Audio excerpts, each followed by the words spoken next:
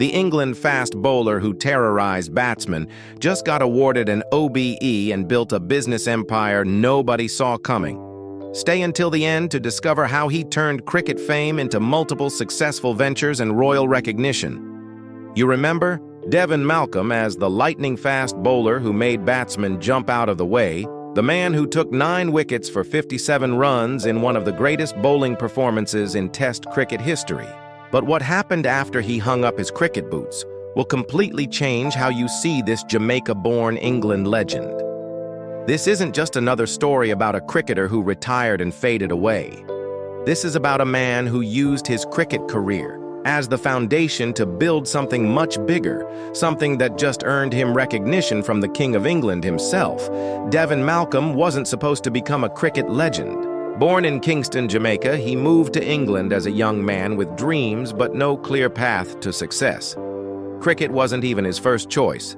Like many young men from Jamaica, he was athletic and talented, but making it to the top level of English cricket seemed almost impossible.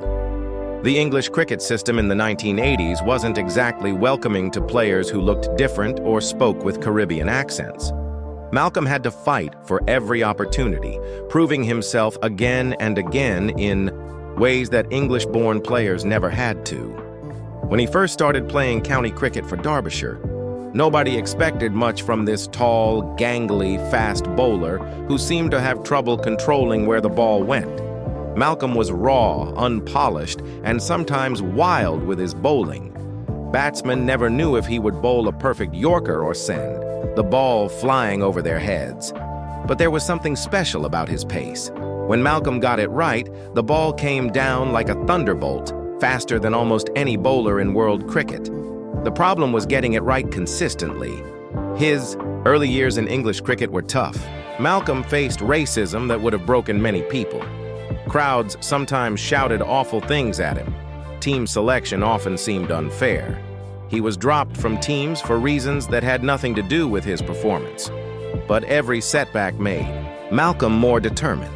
He used the anger and frustration as fuel, channeling it into his bowling.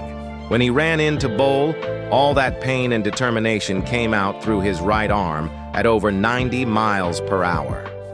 The breakthrough came when England finally selected him for the national team. Malcolm's Test debut showed glimpses of what he could do.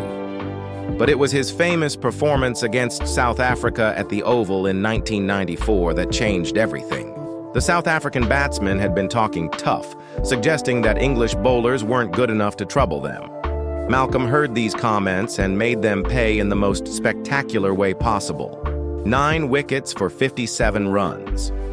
Batsmen were jumping away from the wicket, getting hit on the body, and losing their wickets to deliveries they couldn't even see properly. After taking his 9th wicket, Malcolm pointed at the South African dressing room and said the now famous words, "You guys are history." That performance made Malcolm a legend, but it also showed something important about his character. He didn't just bowl fast. He bowled with purpose, with intelligence, with a plan. Every ball was delivered with the intention of getting a wicket or putting pressure on the batsman. This kind of strategic thinking, this ability to execute under pressure, would become crucial in his life after cricket. While other people saw just a fast bowler, Malcolm was actually developing business skills without realizing it. Throughout his playing career, Malcolm was already thinking differently than most cricketers. While his teammates focused only on the next match, Malcolm was observing everything around him. He watched how cricket organizations worked, how equipment companies operated, how the business side of cricket functioned. He noticed gaps in the market, opportunities that nobody else was seeing. During long tours and injury breaks, Malcolm wasn't just resting or partying like many players. He was learning, reading, and planning for his future. The cricket world saw Malcolm as just a fast bowler, but he was quietly developing skills that would serve him well in business. His experience dealing with pressure situations taught him how to make quick decisions under stress. His time traveling around the world playing cricket gave him a global perspective that most businessmen never get. His experience facing adversity and criticism taught him resilience and determination. Every difficult moment in his cricket career, was actually preparing him for success in business. When Malcolm retired from cricket in 2003, many people expected him to disappear into obscurity like so many former players do. Former cricketers often struggle to find their place in the world after retirement. Their entire adult lives have been focused on one sport, and when that's over, they don't know what to do next. Some become coaches or commentators, but these jobs rarely pay well. Others try to start businesses but fail because they don't have the right skills or knowledge. Malcolm was determined to be different. Instead of just hoping for the best, Malcolm had been preparing for retirement throughout his playing career. He had identified opportunities, built relationships, and developed skills that would be valuable in the business world. His first major move was starting Dem Sports, a company that sells cricket equipment to schools and clubs around the world. This wasn't just a random business choice. Malcolm had spent years playing cricket and knew exactly what equipment players needed, what quality they expected, and what prices they could afford. But Dem Sports was just the beginning. Malcolm realized that his cricket fame gave him access to opportunities that regular businessmen couldn't reach. Schools and cricket clubs trusted him because of his cricket achievements. They knew he understood the game and wouldn't sell them poor quality equipment.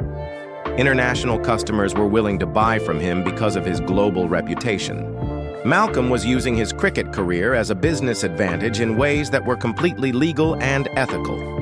The equipment business led to other opportunities. Malcolm started getting involved in cricket coaching, not just as a part-time hobby, but as a serious business venture. He offered specialized coaching services for young fast bowlers, sharing the techniques and strategies that had made him successful.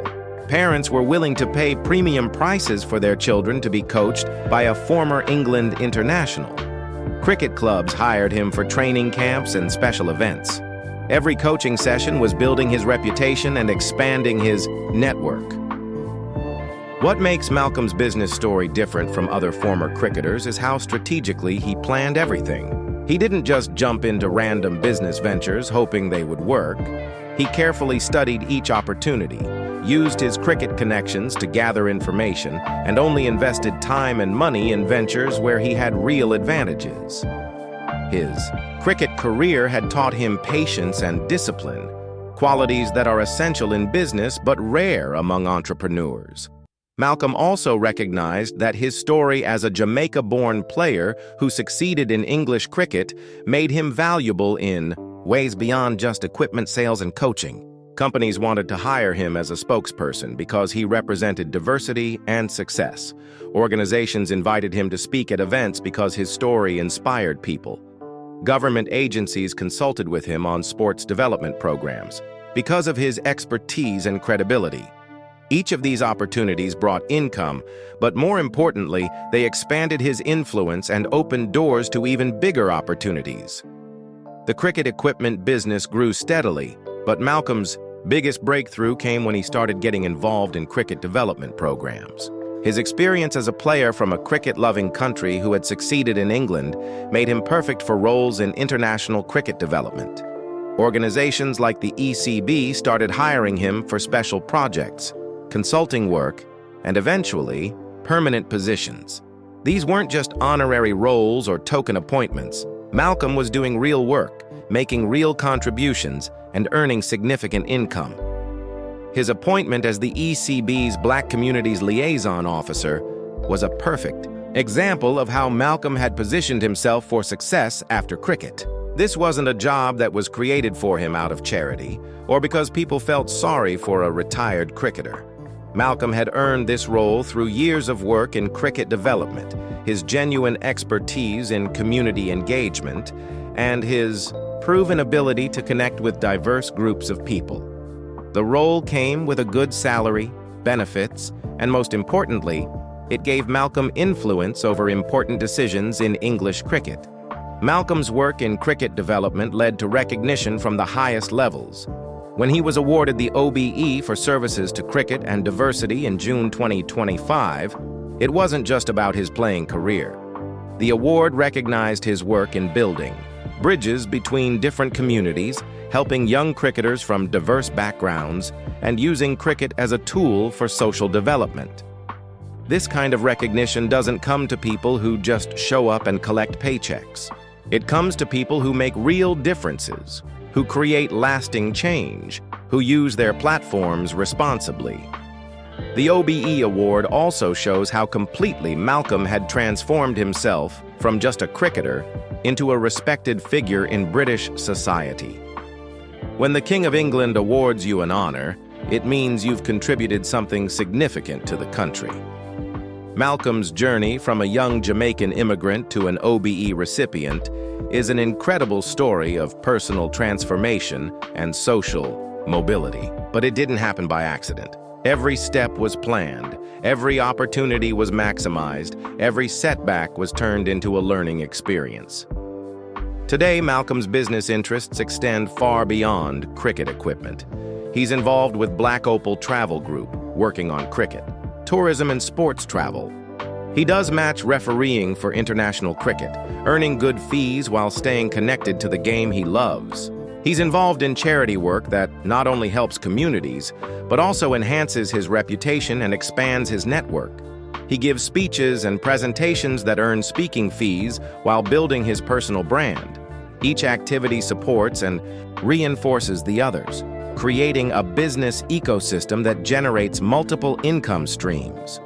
What's most impressive about Malcolm's transformation is how he's maintained his authenticity throughout the process. He hasn't forgotten where he came from or abandoned the values that made him successful as a cricketer. His work in Black community development isn't just a business opportunity, it's genuine commitment to helping others who face the same challenges he once faced. His cricket coaching isn't just about making money. It's about passing on knowledge and helping the next generation succeed. His business ventures aren't just about profit. They're about creating positive impact. Malcolm's story proves that athletic careers don't have to end when playing careers end. His journey shows that the same qualities that make great athletes, determination, resilience, strategic thinking, and the ability to perform under pressure, are exactly what makes successful entrepreneurs and community leaders. The skills he developed facing hostile crowds and aggressive batsmen translated perfectly into boardroom negotiations and business challenges. The financial transformation has been remarkable. While exact figures aren't public, it's clear that Malcolm's post-cricket income from his various business ventures, official roles, and consulting work significantly exceeds what he earned as a player. More importantly, his income is more stable and sustainable than cricket earnings ever were. Cricket careers are short and unpredictable, but business empires can last for decades. Malcolm has built something that will provide security for him and his family for the rest of their lives. Perhaps the most inspiring aspect of Malcolm's transformation is how he's used his success to create opportunities for others. Through his work with the ECB, he's helping young cricketers from minority communities get chances they might not have had otherwise. Through his business ventures, he's creating jobs and economic opportunities. Through his charity work, he's supporting causes that make real differences in people's lives. Malcolm has proven that success isn't just about personal achievement. It's about using your platform to lift others up. The recognition he received with his OBE award represents the completion of an incredible journey. From a young immigrant who faced racism and discrimination to a respected business leader honored by the monarchy, Malcolm has shown what's possible when talent meets determination and strategic planning. His story continues to inspire not just cricketers, but anyone who has faced adversity and wondered if they could overcome it. Malcolm's transformation from cricket legend to business success and community leader proves that with the right mindset, any ending can become a new beginning. His 9 wickets at the Oval made him famous for a day, but his post-cricket achievements have made him influential for a lifetime. If this incredible transformation story inspired you to think differently about turning setbacks into comebacks, share it with someone who needs motivation, and subscribe for more stories of athletes who built empires beyond sports.